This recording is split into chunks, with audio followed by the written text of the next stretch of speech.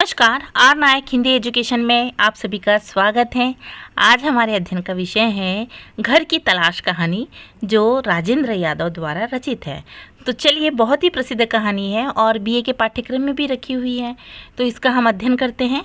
अध्ययन करने से पहले राजेंद्र यादव जो है इसके बारे में थोड़ा सा जान लेते हैं कि जो राजेंद्र यादव है ये समकालीन कथा साहित्य के बहुत ही प्रसिद्ध कहानीकार माने जाते हैं और इनकी बहुत सारी कहानियाँ प्रसिद्ध हुई है, इन्हें बहुत सारे अवार्ड भी मिले हैं और ये हिंदी साहित्य के एक चमकते उभारते सितारे रहे हैं और रहेंगे। तो चलिए, इनकी जो प्रसिद्ध कहानी है घर की तलाश, इसका हम अध्ययन करते हैं। देखिए, हिंदी के सुप्रसिद्ध साहित्यकार राजेंद्र यादव द्वारा लिखित घर की तलाश एक प्रतीकात्मक और मनोवैज्ञानिक कहानी है। जो हम एक घर की तलाश कहानी पढ़ रहे हैं, ये एक प्रतीकात्मक और मनोवैज्ञानिक कहानी है। अब प्रतीकात्मक क्या और मनोवैज्ञानिक क्या, तो हम इसका अध्ययन आगे करेंगे, ठीक है। ये कहानी भौतिक अपेक्षाओं और उनकी जड़ों से दूर जाने के दर्द और जीवन की भागदौड़ में मनुष्य के भटकन को दर्शाती है। मतलब ये जो कहानी है ना, कि हमारी भौतिक आवश्यकताएं, इच्छा, अपेक्षाएं किस तरह से होती है वो बताया है, और अपनी जड़ों से दूर जाने का दर्द और जीवन की भागदौड़ में मनुष्य की भटकन को दर्शाता है। कि जब मनुष्य क्या करता है, अपनी चाहे कितना भी अमीर हो जाए या कितना भी गरीब हो जाए, तो अपनी जड़ों से जब कट जाता है या अपने लोगों से बिछुड़ जाता है, तो उसको क्या दर्द फील होता है। तो इस प्रकार की जो मानसिक प्रवृत्तियां हैं उसको दर्शाया है यहाँ पे, इसीलिए इस कहानी को मनोवैज्ञानिक कहा। और प्रतीकात्मक कहानी क्या है, क्योंकि प्रतीक का है कि घर की तलाश, कि घर होने के बाद भी और नहीं होने के बाद भी घर की तलाश किस तरह से होती है, इसमें ये दर्शाया गया, हम देखेंगे आगे, ठीक है। तो ये कहानी भौतिक आकांक्षाओं, अपनी जड़ों से दूर जाने का दर्द और जीवन की भागदौड़ में मनुष्य की जो भटकन की स्थिति होती है उसको दर्शाया है। कि मनुष्य भटकन में ही रहता, भटकते ही रहता जीवन की आपाधापी में। जो अपने पास है वो उसको छोड़कर वो दूसरे की तलाश में लग जाता है, ठीक है। जो अपना घर है उसको छोड़ के और दूसरे के घर की तलाश में घूमते ही रहता है। तो इसमें जो मानसिक संतुष्टि और जो आत्मिक शांति चाहिए वो नहीं मिल पाती है।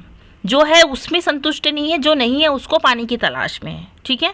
तो चलिए देखते हैं। अब इसमें से जो एक कहानी का प्रमुख पात्र है रामू, तो कहानी का प्रमुख नायक है और वो अपनी पहचान और असली घर की खोज में भटकता रहता है, ठीक है। अब कैसे भटकता है वो देखेंगे। राधा रामू की पत्नी है, वो रामू को अपने पास रोकने के लिए जादुई पंख छुपा देती है, ठीक है। और किसान जो है राधा के पिता हैं, वे रामू को आश्रय देते हैं और उसका पालन पोषण करते हैं। तो देखिए कहानी किस तरह से शुरू होती है कि कहानी का जो एक प्रमुख पात्र है रामू, एक सीधा साधा लड़का है और ग्रामीण इलाके में रहता है। वो अक्सर सोचता है कि मुझे काश पंख मिल जाए और मैं सारा आकाश उड़ता जाऊँ या सारे आकाश में उड़ूँ, ऐसी उसकी अपेक्षा रहती है। तो वो जब छोटा रहता है और उसकी अपेक्षा रहती है तो कि मुझे काश पंख मिल जाए और मैं उड़ जाऊँ, तो वो क्या करता है, एक दिन उसको एक पंख मिल जाता है और वो पंख को वो लगाता है और जैसे ही पंख को लगाता है तो वो उड़ने लगता है और वो उड़ता है उड़ता है उड़ता है, तो उसको बहुत मज़ा आता है। फिर वो उड़ते उड़ते उड़ते उड़ते इतनी दूर चले जाता है कि उसका घर ही भूल जाता वो। और फिर बाद में क्या होता है, एक पहाड़ी इलाके में वो उतर जाता है और फिर रोने लगता है। छोटा ही रहता है तो रोने लगता है क्योंकि उसको घर नहीं मिलता और उसको रास्ता भी नहीं पता रहता है और वो पहाड़ में बैठ के रोते रहता है। तभी उसको क्या करता है, तभी वो उसको एक झोपड़ा दिखता है। वो जो झोपड़ा रहता है वो एक किसान का रहता है और किसान की बेटी राधा रहती है। तो ये जाता है रोते रोते और बताता है कि मैं अपना घर भूल चुका हूँ।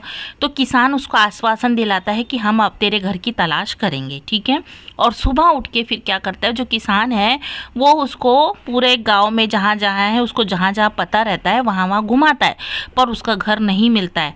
अंत में रामू रोने लगता है तो वो बोलता है कि ठीक है बेटा, जब तक तुझे अपना घर नहीं मिलता तब तक तू हमारे घर के पास, हमारे घर में ही रहे।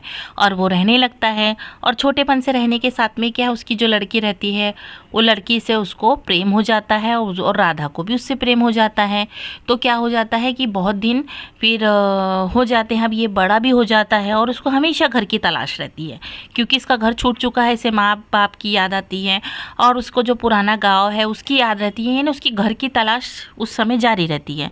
फिर एक दिन क्या होता है, अब ये दोनों बड़े भी हो गए हैं। राधा क्या करती है, राधा अब राधा के साथ उसका विवाह हो जाता है। और राधा के साथ वो रहने भी लगता है और घर गृहस्थी भी उसकी बच जाती है, पर उसको हमेशा उसके घर की तलाश रहती है।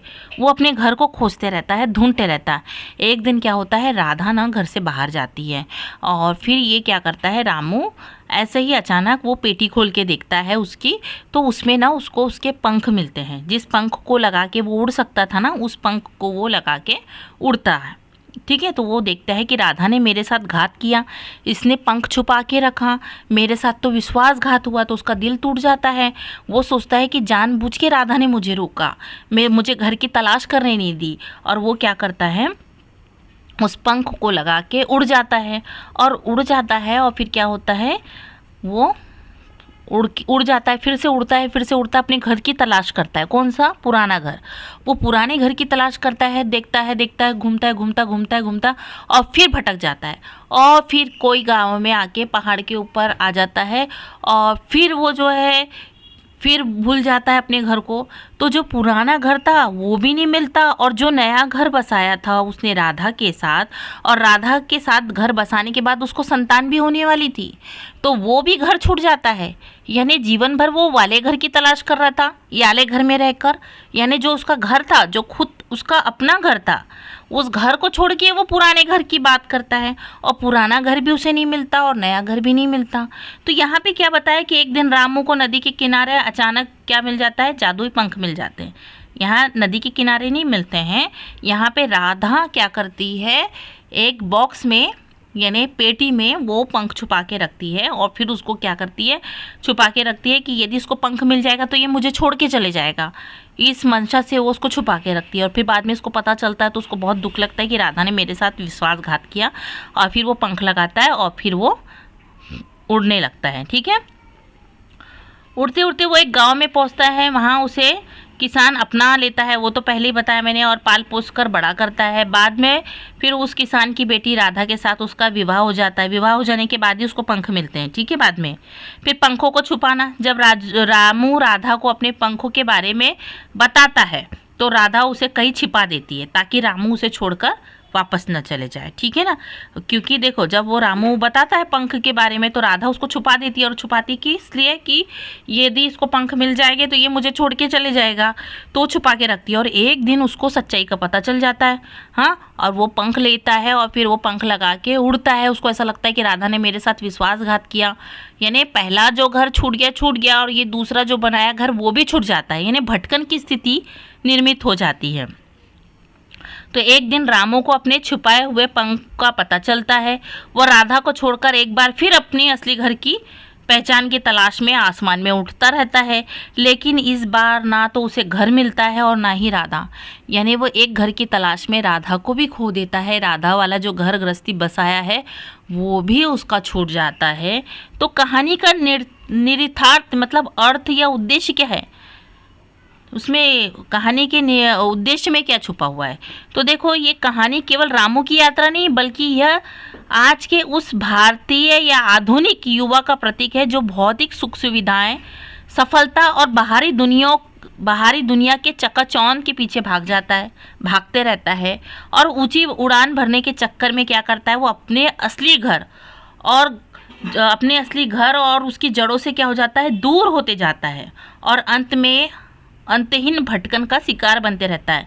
कहने का मतलब यहाँ पे ये बताने का प्रयत्न किया है कि आधुनिक युग के युवा कैसे हो जाते हैं कि अपने घर के वो क्या करते हैं, जॉब की तलाश में वो बाहर चले जाते हैं और उसके कारण उनका जो पुराना घर है, यानी जो उनके लोग हैं, जो उनकी पुरानी जड़ें हैं, उससे भी छूट जाते हैं और फिर बाद में वो अपनी घर गृहस्थी बसा लेते हैं और सोचते हैं कि हमारा ये भी घर नहीं है, हाँ, फिर वो दूसरे घर की तलाश करते हैं।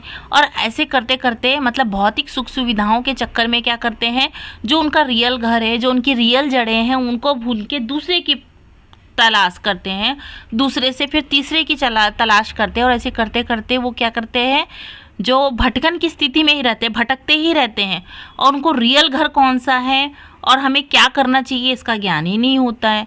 तो इसमें यही बताया कि जो मनुष्य है वो जीवन भर भौतिक सुख के पीछे भागते भागते क्या करता है, जो रियल ज़िंदगी है उसको जीना ही छोड़ देता है। ठीक है, मतलब जो असली घर, असली पहचान, जो असली मानसिक संतुष्टि, शांति जो है उसको वो पीछे छोड़ते जा रहा है, उसकी तलाश करने में वो भटक रहा है। इसीलिए जो टाइटल है घर की तलाश रखा गया है। तो आशा करते हैं कि ये कहानी आपको समझ में आई होगी, और समझ में आई हो तो लाइक और सब्सक्राइब करें। धन्यवाद।